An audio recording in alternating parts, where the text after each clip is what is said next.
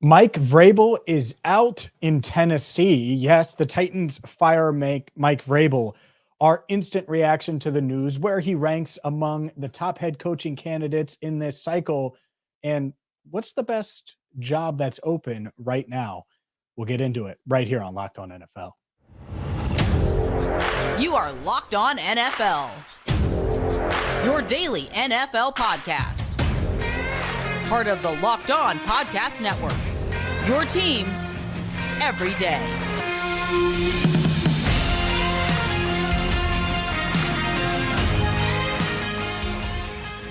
Hi again, everyone, and welcome into a Wednesday edition of Locked On NFL. He's Lorin Cox. I'm James Rapien, and we are thankful that you made us your first listen here on the Locked On Podcast Network, your team every day, or in this case, your league every day on Locked On NFL.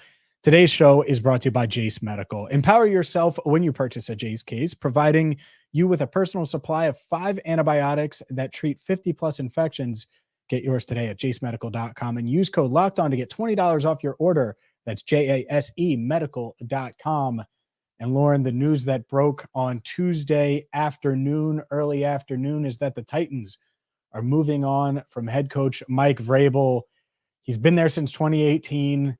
I think he's held in pretty high regard as far as head coaches in the league go, and yet Titans ownership decides to go in another direction. I was surprised by the move, and yet I think those close to the team weren't necessarily surprised, given the fact that Vrabel hadn't addressed the media for his end-of-season news conference yet. What was your reaction when you saw the news come down that Vrabel would not be back next season? To me, it feels a little reactionary. It feels like one of those things. It's easier to feel like the grass is greener on the other side, and then you get to the other side, and maybe the grass isn't greener. Like, I thought we all entered this Tennessee Titans season, at least I think outside of Tennessee, feeling like, yeah, they're kind of like halfway between a rebuild and keeping it rolling, and they don't really have a lot of like direction and identity. Like, they're trying to do both at the same time, and it just felt like we all knew it was going to be a little messier this year in Tennessee, and yet we get to the end of the season, lo and behold, they're fourth in the AFC South, and like we don't seem like we're that surprised by the results. But then all of a sudden, you fire the head coach as though like that was unacceptable, or as though that was surprising. Even though it kind of felt like where they were as a team, this was going to be the scheduled down year based on how they were constructing the roster, and now he's kind of punished for it. Like, feels like there's maybe a little bit more here, not anything nefarious, but just more than just the results that we see in the win-loss column. Yeah, I agree. I think that they constructed the front office a certain way, and the front office went in a certain direction. And Mike Vrabel is Mike Vrabel and not exactly who the front office handpicked, and that made it tough. What I'm surprised about, and they commented on this, that a trade would be too complicated. But when you have a head coach that is an asset, and I believe he is, if he wants a head coaching job, he will get one this cycle. I'm convinced of that. I don't think that there's any denying it. We could talk about possible destinations coming up as along with the state of the Titans, but I understand going into a singular direction. I also wonder, how are they going to upgrade from what Mike Vrabel is as a head coach and how he's thought of in the league? And it's really tough. I agree with you. The grass is greener. I don't know if it is. I think it's really challenging to find someone like it's Mike Vrabel. And I'm surprised they even think that now, just because he's tough to deal with. Well, yeah, hell yeah, he got mad at you because you traded A.J. Brown. A.J. Brown's a top 5 receiver in the league.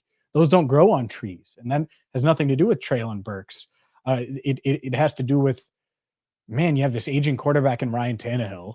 You don't know what the quarterback position is going to be moving forward. And you swap out A.J. Brown with who exactly? DeAndre Hopkins a year removed? Like, that's not fair. So you're right, declining roster. The record doesn't look nearly as good as it did the first 4 years over the past 2, but I think there's reasons for that, and it's not necessarily coaching. I think someone's going to get a steal with Mike Vrabel, not only being out in Tennessee, but the fact that they decided not to trade him and they just decided to fire him. Yeah, I wonder, is there like a respect aspect of that? Like, is it more respectful to Vrabel? Which certainly I think, the organization should probably just do what's best for the organization. But is it a respect thing to say, listen, like, we're not going to hold you hostage as a trade piece, but let you sort of be free and go chart your own path, as opposed to, like, they could have publicly announced Vrabel will not be back for the Titans next season, and therefore he's open for trade. Come give us your best trade offer, and we go through the next couple of weeks of Vrabel sitting there available, but still under contract for the Titans, so he can't do anything. And are the Titans allowed to interview Vrabel replacement candidates while you wait to trade him, or are they hamstrung to find their next guy until they find the trade partner? But all the other teams that might trade for Vrabel, do they want to interview the other candidates too and see, okay, Ben Johnson or all these other guys we'll talk about in a minute? And also, to those teams, if you're going to trade for a new head coach, you would still have to fulfill the Rooney rule beforehand anyway. So they would have to interview minority candidates, but I would assume before you trade for a head coach. I mean, it's weird because you're not interviewing Vrabel if you're trading for him. I mean, I don't know exactly how the trade situation works there, but it just feels like it would have been messy in a lot of ways. It would have been ideal to get something for him, but feels like a little disrespectful to Vrabel and a little bit tough to replace him during that process. And it just seems, I don't know, easier to just kind of wipe your hands clean of it and say, Vrabel, we love you, but go on to greener pastures and we'll go in a different direction. Yeah, I get that, and I do. It is cleaner for sure, and it does Vrabel a solid because he can go anywhere, and I think there's a conversation there.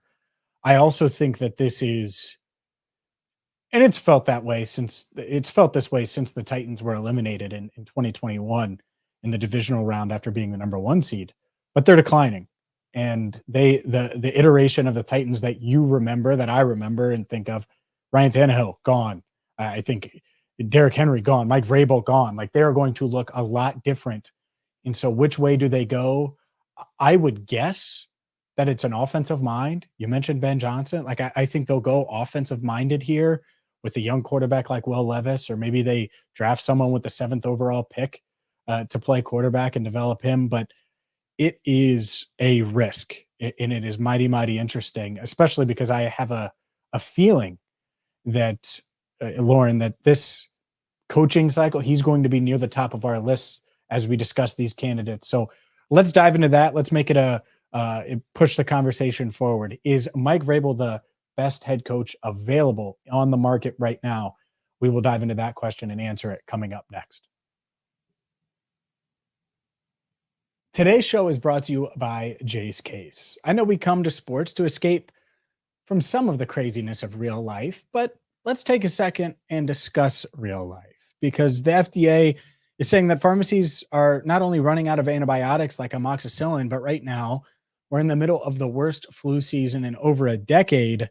I can't imagine not having the medications that my loved ones needed if there was a supply chain issue. And that's where a Jase Case comes in, because the Jase Case is a pack of 5 different antibiotics that will treat a long list of illnesses, including respiratory infections, skin infections, among others. This stuff can happen to anyone, and it's never been more important to be prepared than today. All you have to do is go to jasemedical.com and use offer code LOCKEDON to get $20 off your order. That's jasemedical.com. Offer code LOCKEDON for $20 off your order. Today's show is also brought to you by PrizePicks. PrizePicks is daily fantasy the way it should be. They're the largest daily fantasy sports platform in North America, and the easiest way to play DFS, because it's you against the numbers. Instead of battling thousands of other players, including pros and sharks, you pick more than or less than on 2 to 6 player stat projections and watch the winnings roll in. So with the NFL playoffs here, maybe you think Patrick Mahomes is going to throw for more than his PrizePicks projection passing yards wise, or Travis Kelce is going to have more than the number of receiving yards that PrizePicks projects. You can combine those two and win up to 25 times your money. All you have to do is go to prizepicks.com/lockedon and use code LOCKEDONNFL for a first deposit match up to $100. Again, that's prizepicks.com/lockedonnfl. Again, prizepicks.com/lockedonnfl and use code LOCKEDONNFL for a first deposit match up to $100. All right, Lorin, let's dive into Vrabel and where he ranks. I think when you look at it, winning record for his first 4 years in Tennessee obviously brings a certain culture, a certain stature. I think his teams are mostly disciplined, all of the things you look for. I think back to when he went into Foxborough with Ryan Tannehill, and they're able to beat Tom Brady and the Patriots in the playoffs. That's when I was like, oh, this team, when they're able to beat Lamar Jackson and the really exciting Baltimore Ravens offense, I was like, oh, okay. Like, the Titans are a big reason why people say Lamar struggles in the playoffs, and that has to do with Mike Vrabel. I think as far as NFL coaches go, he's right up there. And I think he will cost less than Harbaugh. You won't have to give up any compensation like you probably will for Bill Belichick. You could really make the argument that he's the best candidate available. What would you say makes, other than cost, makes Mike Vrabel a better candidate than Jim Harbaugh? It seems to me that Harbaugh, when he was last in the NFL, was more successful and had greater, went farther in the playoffs and was able to do more, I think, with at times less talent in San Francisco at times. And then, of course, he's coming off of a championship season at Michigan. So certainly, like, Harbaugh is more removed from the NFL, and I think I'd give you that. But I mean, as much as Vrabel is a good coach, and I agree with you on a lot of those fronts, we are talking about a guy who didn't make it super far in the playoffs, got to the conference championship in 2019, and then lost in the wild card round as a 11-5 team, and then lost in the divisional round as a 12-5 team. Like, it has felt like at times they haven't been able to, like, get over the top in some of those ways. And maybe that's a talent issue, and that's part of the problem in Tennessee. But like Harbaugh and Belichick, as another example, like, have been to the Super Bowl and to multiple championship games. I feel like certainly there's a lot to like about Vrabel. I'm not saying that he's a bad candidate, but compared to those two guys, other than him being like fresher and younger and more up to date in the NFL, like I don't know that there's a lot that's compelling me him past those guys, but he's probably number 3 right there for me. Gotcha. And I totally get that. And by the way, these are NFL teams. Cost shouldn't matter. It shouldn't, because there's 32 jobs. So if you have to pay Harbaugh $30 million, okay, who cares if he's the best candidate? So I agree with you, but from a value standpoint, some of these owners, Chargers, they look for the value, right? The Raiders, I don't know. I don't know where they'll go, but I think Vrabel is right there. Now, to your point, if it's me and I'm just trying to win, well, I think Harbaugh is the best candidate. I think he's ahead of Belichick because he's clearly shown that he can press the right buttons. Does his act wear thin? Maybe. But man, he's got a ring on his finger now in Michigan, and he got over that Ohio State hurdle, and he won with the 49ers with Colin Kaepernick and Michael Crabtree as his number 1 receiver. And man, if Crabtree is able to get a little bit higher against Richard Sherman, then that, it's back-to-back Super Bowls there. So I think when you look at Harbaugh, probably the best candidate available. The compensation part of it is tough for me with Belichick. Is he the one that wants to call the shots front office wise? If so, then I think that downgrades him. As far as a coach, I still think he's an elite coach. But to me, and I think a lot of people have thought this, the moment Vrabel got fired, you think, all right, well, New England, here's your path.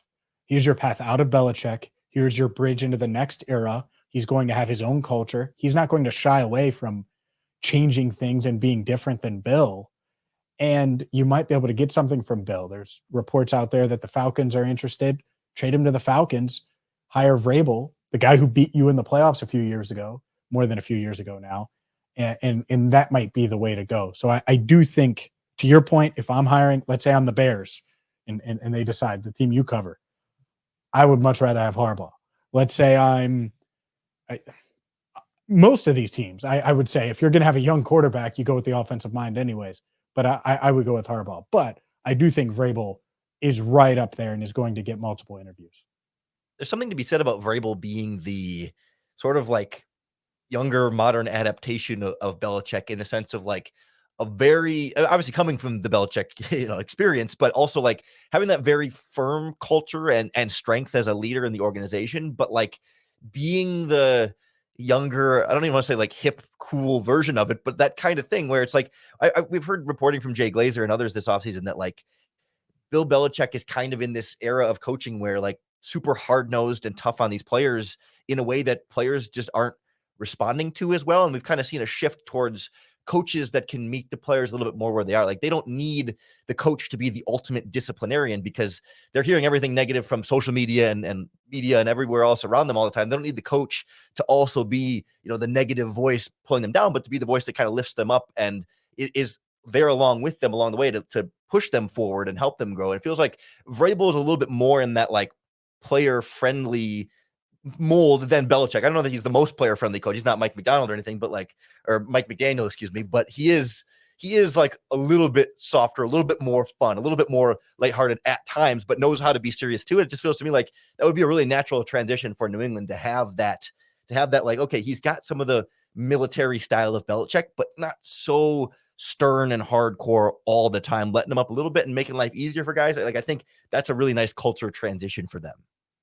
Would you for sure? You mentioned Mike Macdonald. Let's put the because to me he's I know, but it's a perfect transition because I think he's. Let me make sure. It feels like he's the best defensive coordinator in the league right now. Maybe I'm wrong. Maybe there's someone I'm forgetting, but he is up there. Put it that way. He's been a game changer for Baltimore the past couple of years. I've seen that firsthand on what he's been able to do to Joe Burrow and the Bengals. Would you? How close is he to Vrabel? Obviously, we talked about Belichick and Harbaugh, and those are the two top guys, I would say. But is Mike Macdonald there? Obviously, they're two defensive minds, and that's why I'm comparing these two guys. There's no head coaching experience for Macdonald, but obviously what he's doing is working. Yeah, it's tricky because there's always the experience factor there where it's like, yes, Mike Macdonald is great in Baltimore and has been for a couple of seasons now. And he was, the Michigan defensive coordinator before that. Like he has been in a couple of organizations, although it's mostly been Baltimore for most of his career. But like, it's one thing to do it in that city, in that team with those players for a couple of seasons at a very high level, but then to become a head coach and have to set all the different organizational, aspects of culture setting. And, he's trying to kind of find his own way there. It's so much more of a wild card there where I think like, if you're just asking who's capable of coaching the better defense right now, it's absolutely Mike Macdonald, I think. But like, if I want a guy who's a head coach, who's more than just a defensive coordinator, but a defensive coordinator and someone who leads my football team properly, I know Vrabel does that well. I've seen him do it well. I've seen him be a part of a lot of different organizations. Mike Macdonald, I've seen him lead a defense well and coach a defense well, but I haven't seen him, and it's not his fault, but I haven't seen him run meetings, run a locker room by himself, be fully in charge of all sorts of like minute details that head coaches decide that really kind of end up shaping what your culture and your locker room and your team and your organization is all about. And like, sure, he might be good at that. He might be great at that. He might be the next great defensive coordinator transition to head coach.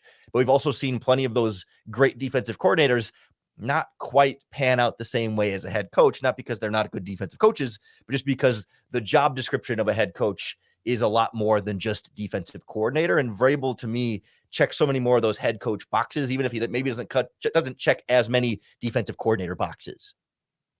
I agree with you, and I'm going to make a statement that could be really controversial, and maybe it'll get cold taked in a few years if Ben Johnson becomes a Hall of Fame coach. I would hire Mike Vrabel in Los Angeles to coach Justin Herbert ahead of Ben Johnson. And everyone's talking about Ben Johnson and offensive minds and all that. I think Vrabel will bring the right culture and will be able to do all of those things that come with being a head coach. He's never had a Justin Herbert. He's never had the weapons that they have there, and I'm sure they'll add to it. But I do think that they have some quality players, the culture lacking, and it seems like it's the same old Chargers year in and year out. I think Vrabel is the guy that might be able to get him out of that. Is that crazy? Is that not crazy? Because I think everyone expects the Chargers to hire an offensive mind.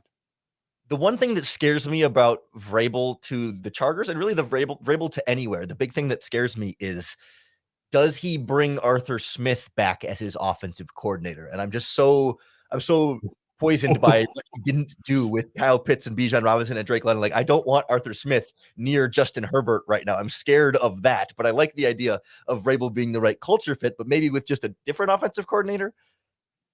Yes, I totally get that. And that's fair. And that's one of the things he's going to have to answer. There's no doubt about it. And what he would probably argue is, hey, look how good we were when we were number one seed. And who knows, maybe he'll bring Derrick Henry with him if he does go to Los Angeles. Derrick Henry, a free agent to be. Up next, let's discuss more of these coaching candidates and where these jobs rank, because there's multiple openings now. Are the Chargers the number one job opening currently in the NFL? We'll discuss that coming up next. This show is sponsored by BetterHelp. Around New Year's, we get obsessed with how to change ourselves instead of just expanding on what we're already doing right. Maybe you've finally organized one part of your space and you want to tackle another. Maybe you've added to your strengths and you want to continue that. And that's what therapy can do, is it allows you to ditch the extreme resolutions and make changes that can really stick this new year, that are sustainable throughout 2024 and beyond. If you're thinking of giving therapy a try BetterHelp. It's entirely online, designed to be convenient, flexible, suited to your schedule. All you have to do is fill out a brief questionnaire and get matched with a licensed therapist. And you can switch therapists at any time for no additional charge. Celebrate the progress you've made. And you can visit BetterHelp today at betterhelp.com/lockedon to get 10% off your first month. That's BetterHelp, HELP.com/lockedon.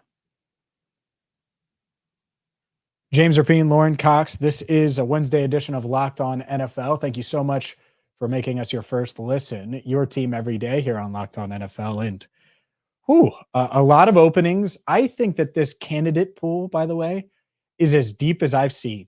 I mean, there are a lot of quality coaching candidates. And so these teams, they should be able to get and make quality hires. And even a team like Carolina, who to me is clearly the worst job. Let's start with the worst. Do you disagree, or do you think it's the worst job? You're already nodding. I think it's easily the worst. Yeah, I mean, there's so many different layers to that, right? I mean, yes, you got Bryce Young. I guess that's something, but having traded away all your but like many of your important future draft picks, thank you, Carolina, and then also having the meddlesome of most meddlesome owners, like it's one of the worst ownership situations to get into before you even talk about assets and roster construction and everything else. Like it's a tough spot. It is. It is a tough spot. Do you agree with the consensus? And I think most people think the Chargers are the top job available. Do you agree with that because of the Herbert factor? Herbert does make them the top job for sure, but I think there's a good argument for Washington as well when you have a new, like, first of all, you got the second overall pick in the draft, so you might not get whoever your number one choice is, but you're guaranteed to get at least your number two choice at quarterback. You're guaranteed one of Caleb Williams or Drake May or Jaden Daniels, or pick your quarterback. Like, you're guaranteed all but one of the top quarterbacks in this draft, or unless, I mean, if you really believe in Sam Howell, then he's already there for you, but presumably you've got a chance to add a great quarterback there. You've got some young weapons at receiver and in the backfield. You got a lot of pieces to like on the defense. And I think an underrated aspect of the Commanders as a job, which again, I think Justin Herbert puts them over the top as having the proven thing at quarterback, as opposed to like your pick of the rookie quarterbacks. You got to take the sure thing. But with Washington having a new owner and a new ownership group, like we saw this in the NBA with the Phoenix Suns. When you get a new owner, they oftentimes, they want to make a name for themselves. They want to make a splash. They're willing to spend a lot of money and do the big flashy things to get the fan base excited, to sell more tickets, to do all the different things to kind of make it known that I'm the new owner in charge of this team. The Suns traded for Kevin Durant, did a bunch of big moves for them. And I wonder if Washington has something that in them too, where if I'm the coach that goes to Washington, I've got an ownership group that obviously you're limited by the salary cap, but like otherwise open checkbook, blank check, pocketbook, ready to roll to spend on free agents, to spend on maybe facilities upgrades around things that aren't controlled by the salary cap, facilities and stadium stuff. Like there's a lot of chance for like a lot of investment in that franchise. And as a head coach, to me, it feels like a little bit more of a sandbox that I can work with and shape in my way, as opposed to the Chargers, where obviously Herbert is the bigger, better asset that I would prefer to have. But there's a lot more like, the Chargers are going in a certain direction. You've got Herbert. You got to work with what they've got there. So you've got to fit into what they're doing a little more, as opposed to Washington can be a little bit more of like, this is my control and my team that I'm shaping. I get you. I think Washington is attractive, and it can be very unique if you can resurrect them and be competitive in a division that I think is sort of there. It's sort of there if you want it to be. There's no doubt, even though there's a couple top teams there. I don't know how the Eagles are going to be, how we're going to feel about the Cowboys aging over the next few years. And one thing we don't talk about, the Cowboys could still be a job that becomes available. Like Jerry Jones has said that Mike McCarthy is kind of game to game. And if they blow it in the playoffs, Cowboys become available. And that might be the number one job in the NFL right now. Like, you never know. I think, but I said this on a pod 1 or 2 times ago. I think Bill Belichick is a dark horse there. Mm-hmm. If they completely collapse this weekend, just collapse, you got to do something. The clock is ticking, and Bill Belichick is available. So I think that one's interesting. But to me, New England is arguably the best job available if it becomes open, or if it comes open. You have the third pick. You're going to be able to get a quarterback. You have a ton of cap space. As weird as Robert Kraft is, and off the field aside, I think it's a stable ownership group compared to some of these franchises. They're certainly willing to invest, and you have the shadow of Belichick, but and his legacy isn't tainted by any stretch of the imagination. It will age very well, as it should. 6 titles, but people right now remember the past few years. So it's not like you have to go 12-5 next year. I think you'll have a little time to establish a culture and kind of reestablish things with a new quarterback in the first round and weapons, because you have cap space. I really do. I think that the Patriots job is going to be really attractive, assuming it comes open. Who knows? By the time people hear this, maybe the Belichick news breaks that he's staying. By the way, I wouldn't blame him for staying if he can stay there, because I do think it's an attractive job. At the same time, I do wonder if they just need a change, and he could go elsewhere, continue to coach at a high level, and they could bring in a new face like, I don't know, Mike Vrabel or someone like that. Do you think we're overlooking Atlanta at all when you have built-in weapons? And I mean, obviously a quarterback away, and you're picking eighth, I think. Yeah, eighth is where that spot is. So like not a ideal path to a top rookie quarterback, but probably still one, Bo Nix or maybe Jaden Daniels, or one of the kind of still good quarterbacks could still be there. But you've got built-in running back, wide receiver, tight end, and some pieces to lag on that defense. Like it's not, I don't think either one of us here to say it's in the same level as, Chargers and maybe Patriots, but like, it seems like a pretty good spot to be in. Like if I'm a head coach candidate, I look at that team and go, wow, I just need to get there, fix a couple little things, and we could take off here pretty quickly in a really bad, I don't know, really bad division might be too strong, but a not good division.